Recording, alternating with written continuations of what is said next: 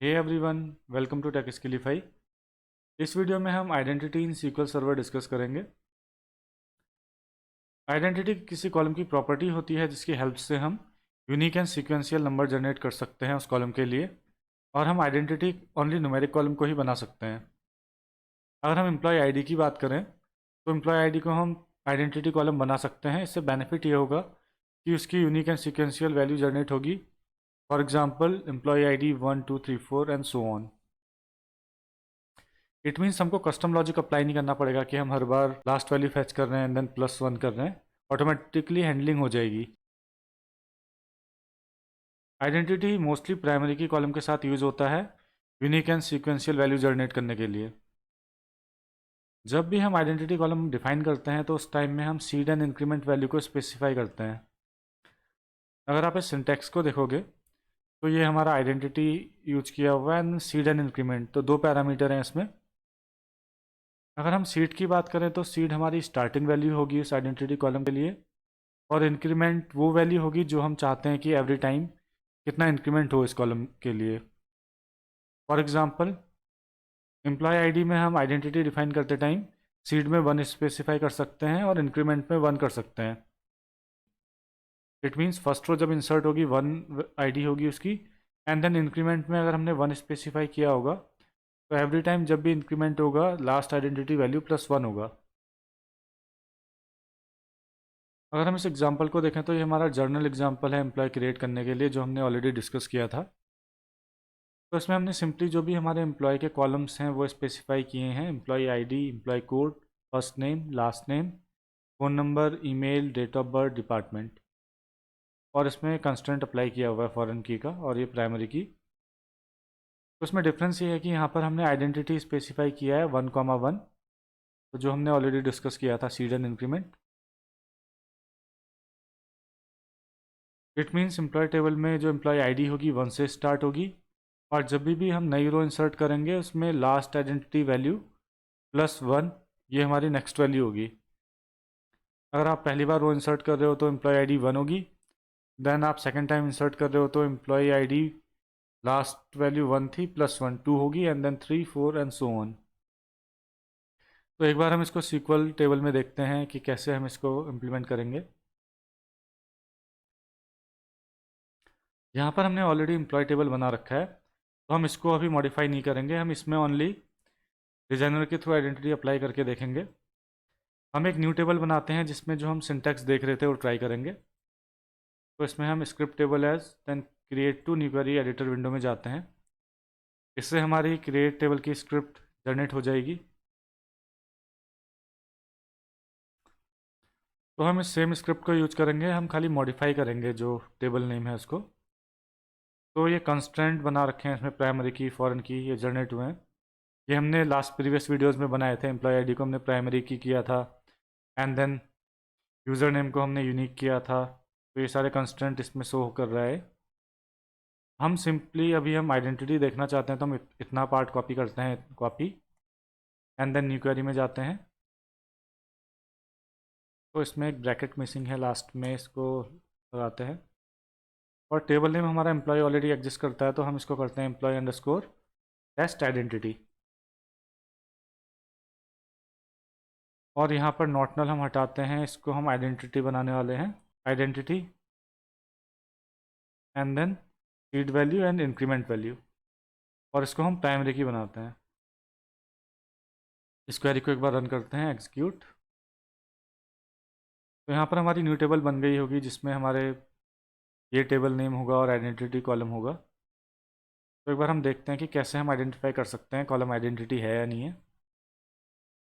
तो इसके हम डिज़ाइनर में जाते हैं, डिज़ाइन, एंड देन यहाँ पर हम क्लिक करते हैं इस कॉलम में, या फिर ऑटोमेटिकली इसमें लोड हो गया, बाय डिफ़ॉल्ट ये कॉलम सिलेक्टेड था। तो अगर हम इसमें नीचे देखें कॉलम प्रॉपर्टीज़ में, तो इसमें एक आइडेंटिटी स्पेसिफिकेशन का सेक्शन होगा, ये आप देख रहे हैं। तो अभी ये यस है और इसमें 1 एंड 1 वैल्यू है। सीड वैल्यू 1 है और इंक्रीमेंट 1 है, जो हमने ऑलरेडी डिस्कस किया था। तो एक बार हम न्यू रो इंसर्ट करके देखते हैं इस टेबल में। इंसर्ट की क्वेरी जनरेट कर लेते हैं, राइट क्लिक करते हैं, script table as, insert to new query editor window, तो यहाँ पर वैल्यू सेक्शन में हम वैल्यू स्पेसिफाई करेंगे, आप इसमें मैनुअली पास कर सकते हो। मैंने ऑलरेडी डेटा कॉपी किया हुआ है तो वो मैं अप्लाई करता हूँ इसमें। तो ये मैंने एग्जिस्टिंग डेटा की स्क्रिप्ट जनरेट करके डेटा कॉपी कर लिया था ये वैल्यूज़। तो इसमें अभी हमें एम्प्लॉय आईडी पास करने की ज़रूरत नहीं है, इसको रिमूव करते हैं। एंड देन मैं लाइन ब्रेक दे देता हूँ जिससे कि थोड़ा और क्लैरिटी हो जाए।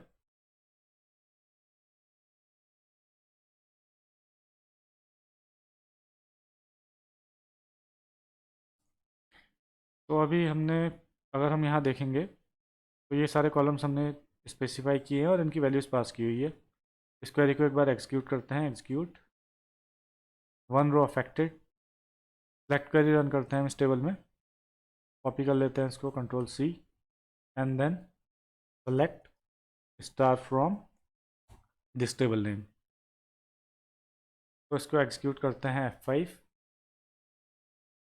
तो अगर आप यहाँ देखोगे तो हमने यहाँ पर आइडेंटिटी वैल्यू पास नहीं की थी और ये ऑटोमेटिकली जनरेट हो गई वैल्यू।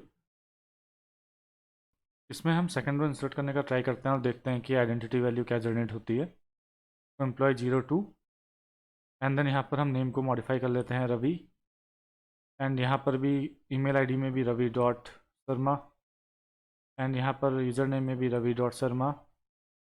एंड इस क्वेरी को हम रन करते हैं एक बार, execute one row affected. Select query हम रन करते हैं इसमें, सेलेक्ट, एग्जीक्यूट। तो यहाँ पर हमारी एम्प्लॉय आईडी 2 जनरेट हो गई है। तो हम एक चीज़ और ट्राई करते हैं, इसके डिज़ाइनर में जाते हैं और यहाँ पर अभी 1 1 वैल्यू है, इसको हम मॉडिफाई करते हैं। तो हम आइडेंटिटी इंक्रीमेंट को अभी 1 रहने देते हैं। आइडेंटिटी सीट को हम करते हैं 10,000। उससे पहले हम डेटा एक बार क्लियर करते हैं, ट्रंकेट करते हैं इसको। ट्रंकेट हम फर्दर डिस्कस करेंगे। तो डिलीट और ट्रंकेट में काफ़ी डिफरेंसेस हैं, वो भी हम डिस्कस करेंगे। अभी हम ट्रंकेट करते हैं जिससे कि ये जो हमारी एम्प्लॉय आईडी की आइडेंटिटी वैल्यू है रिसेट हो जाए, क्योंकि डिलीट से ये रिसेट नहीं होती है। ट्रंकेट टेबल, एंड ये हमारी टेबल नेम कॉपी कर लेते हैं इसको, इसको रन करते हैं F5। सेलेक्ट क्वेरी रन करके देखते हैं डेटा क्लियर हो गया है। और अब हम इसमें मॉडिफाई करते हैं जो हमारी आइडेंटिटी सीड है, इसको हम 10,000 करते हैं। हम चाहते हैं कि ये वैल्यू 10,000 से स्टार्ट हो, और इंक्रीमेंट में मे बी हम इसको करते हैं 1000। इसको सेव करते हैं, कंट्रोल एस। यहाँ क्वेरी में आते हैं, इसको एक बार मैं अंडू करता हूँ, कंट्रोल जेड, जिससे कि हम फर्स्ट रो इंसर्ट कर पाएँ। ठीक है, इसको एक बार कमेंट कर देते हैं। कमेंट के लिए हम लोग सिंपली ये सिंबल यूज़ कर सकते हैं, और इसको मैं रन करता हूँ, एग्जीक्यूट। और सेलेक्ट क्वेरी को हम रन करते हैं यहाँ से सेलेक्ट करके, एग्जीक्यूट। तो ये वैल्यू हमारी 10,000 से स्टार्ट हो गई है। एंड सेकेंड रो का डेटा मैंने कॉपी किया था इंसर्ट स्टेटमेंट, तो एक बार हम इसको भी रन करते हैं, एग्जीक्यूट। तो अगर हम रन करेंगे अभी इस क्वेरी को, तो हम देखेंगे कि इसमें एम्प्लॉई आईडी 10,000 से स्टार्ट हुई है, देन 10,001। तो एक बार हम यहाँ देखते हैं, हमने 1000 किया है, इसको 1000 कर दिया है, और इसको एक बार दोबारा सेव करते हैं, कंट्रोल एस। और एक बार हम दोबारा इंसर्ट करते हैं नई रो 3, एंड इसको हम रोनित कर देते हैं, यहाँ भी रोनित। इस क्वेरी को रन करके देखते हैं एक बार, one row affected. Select query run करते हैं इसमें। तो गाइज अभी आप यहाँ देख रहे हो 11,001 हुआ है। अब एक रो हम और इंसर्ट करते हैं, एम्प्लॉय 04, और यहाँ पर हम कर देते हैं कुणाल। सिमिलरली कुणाल कॉपी करके यहाँ भी कुणाल कर देते हैं, यहाँ पर भी कुणाल कर देते हैं, और स्मॉल कर देते हैं। वैसे केस से इम्पैक्ट होगा नहीं, बट स्मॉल करते हैं इसको, और दोबारा इस क्वेरी को हम रन करते हैं, एक्सक्यूट। और यहाँ दोबारा सेलेक्ट करेंगे तो इसमें 1000 से ये इंक्रीमेंट कर रहा होगा। यहाँ पर हमारा 10,001, 11,001, 12,001 वैल्यू इसमें चेंज होगी। तो कपिल कर देते हैं, कपिल। यहाँ पर भी सेम कॉपी कर लेते हैं, control C, control V, control V. And अब इस क्वेरी को भी रन करते हैं हम लोग, एक्सक्यूट। और यहाँ पर अगर हम देखेंगे सिलेक्ट स्टेटमेंट को तो 13,001 आ गया। तो ये हमने देख लिया है कि कैसे आइडेंटिटी सीड वर्क करता है और कैसे आइडेंटिटी इंक्रीमेंट वर्क करता है। अगर आपको किसी एग्जिस्टिंग टेबल के कॉलम को आइडेंटिटी बनाना हो तो आप डिज़ाइनर के थ्रू बना सकते हैं। तो एक बार हम एम्प्लॉय टेबल में देखेंगे कि हम एम्प्लॉय आईडी को कैसे डिज़ाइनर के थ्रू आइडेंटिटी कॉलम बनाते हैं। तो हम सिंपली डिज़ाइन में क्लिक करेंगे, इसमें राइट क्लिक करके design and then employee ID को हम सेलेक्ट करेंगे एंड देन यहाँ पर आइडेंटिटी स्पेसिफिकेशन का सेक्शन आता है, इसको मैक्सिमाइज़ करेंगे। एज आइडेंटिटी की वैल्यू अभी नो है, इट मीन्स ये आइडेंटिटी कॉलम नहीं है। इसमें डबल क्लिक करेंगे तो automatically increment and seed value में 1 वैल्यू आ गई है। अगर आप चाहते हैं कि आप इस वैल्यू को चेंज करें तो आप कर सकते हैं, जैसा हमने देखा था अभी। अदरवाइज़ आप सिंपली इसको सेव कर सकते हैं, या तो Ctrl+S, अदरवाइज़ यहाँ सेव एम्प्लॉय इस सिंबल के थ्रू भी कर सकते हैं। तो ये हमने कॉलम को सेव कर दिया है और ये आइडेंटिटी कॉलम बन चुका है। अगर हमने आइडेंटिटी वैल्यू कोई जनरेट की है तो हम उसको मॉडिफाई नहीं कर सकते हैं। इट मीन्स हम एम्प्लॉय आईडी को अपडेट नहीं कर पाएंगे अगर हम पुराने एग्जाम्पल की बात करें। और सेकंड पॉइंट हमने ऑलरेडी डिस्कस कर ही लिया था। तो जब भी हम डेटा इंसर्ट कर रहे हैं, अगर हम इस एग्जाम्पल को देखेंगे तो हम इसमें एम्प्लॉय आईडी पास नहीं कर रहे हैं, यहाँ पर भी और यहाँ पर भी ये ऑटो जनरेट होगा। तो सेम पॉइंट यहाँ मेंशन किया हुआ है।